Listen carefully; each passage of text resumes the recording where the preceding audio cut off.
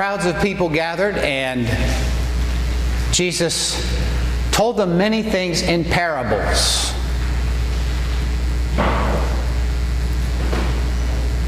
Jesus often answered a question with a question. Jesus often put things in a way that made a person stop and wonder, what is he trying to tell me? He liked to lay paradoxes on people, and he taught often in parables. And today, there were really two parts to that gospel. In the way the people that set up our reading plan did it, they took the first parable of the sower going out to sow, and then they took out the part where Jesus' disciples say, "Why do you keep teaching in parables?" And then he explains, according to Matthew, what you might do with this parable. That's the second half. But originally, when Jesus told this story to the crowds, he didn't explain it. He just laid it out there. And the disciples were frustrated. So if you are ever frustrated trying to understand what Jesus is saying to you, it's okay. You're right there with the disciples. Why does Jesus teach this way? Why does he answer a question with a question?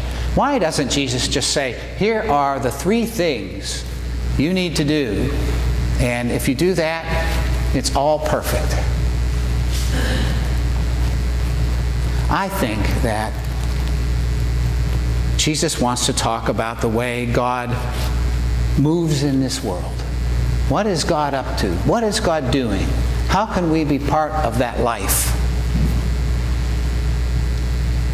And in order to get into that life,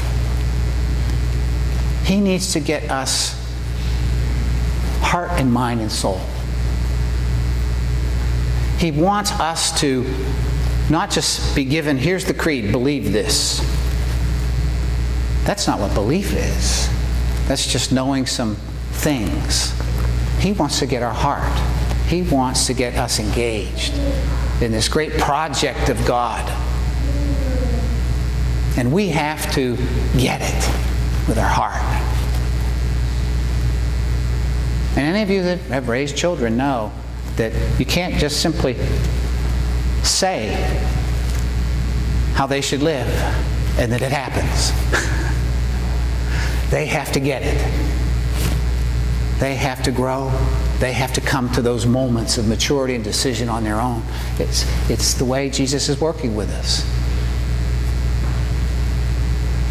And so, he tells a parable about a sower who went out to sow. And all the people listening knew that he was talking about God and God's working in this world. He's a teacher of God. He's perhaps a prophet of God.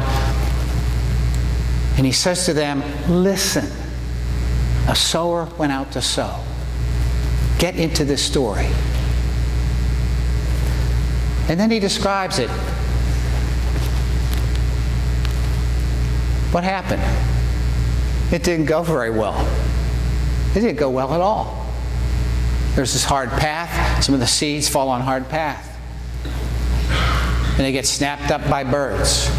Some of the seed falls into shallow, rocky soil. And in that soil, they sprout up quickly with the warmth, but they have no depth of root, they're not well established, and they wither away. Others, the seeds go into thorns. So, God's not a very good farmer. But the parable isn't about farming and farming methods. It's about God and God the sower. And this is what it's really like. What's up with God? What's happening in our world? We see hard places where life isn't growing at all. We see hard hearts that are unreceptive to love. We see thorns that suffocate and hurt and maim and injure people and choke them. We see this rocky, unprofitable soil where things kind of get started, but then they don't make it. I mean, this is just an honest description of what it's really like in our world, isn't it?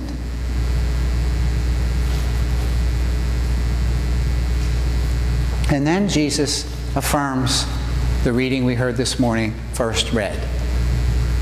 The prophet Isaiah says to the people of God, speaking as a prophet for God, as the rain and the snow come down from heaven and water the earth, smoothing the furrows, allowing the grain to grow and to bear fruit, so my word that goes forth from me will accomplish what I have set it to do. It will succeed in its purpose.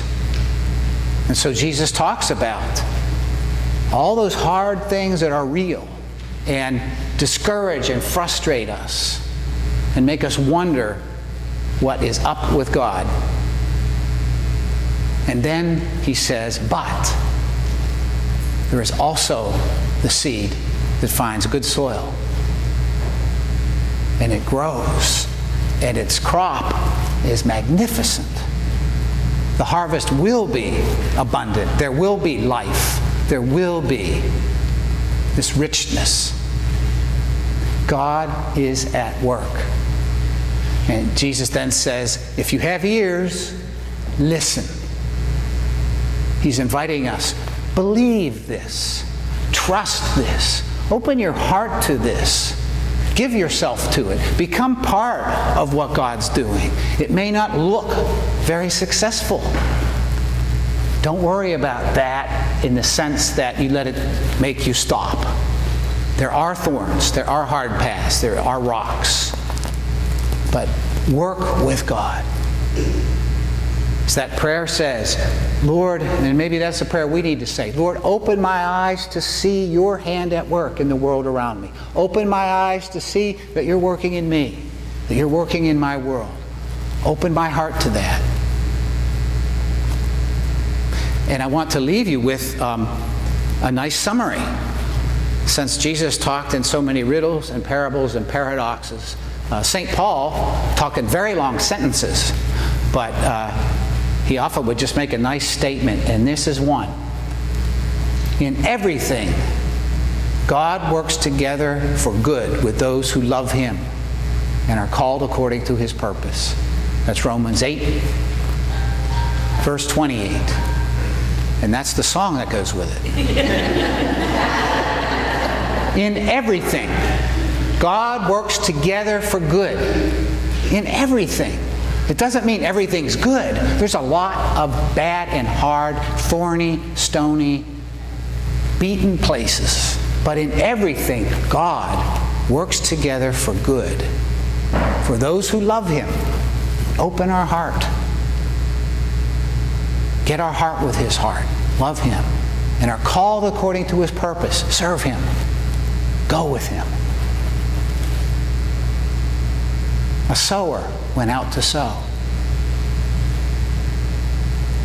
If you have ears to hear, listen.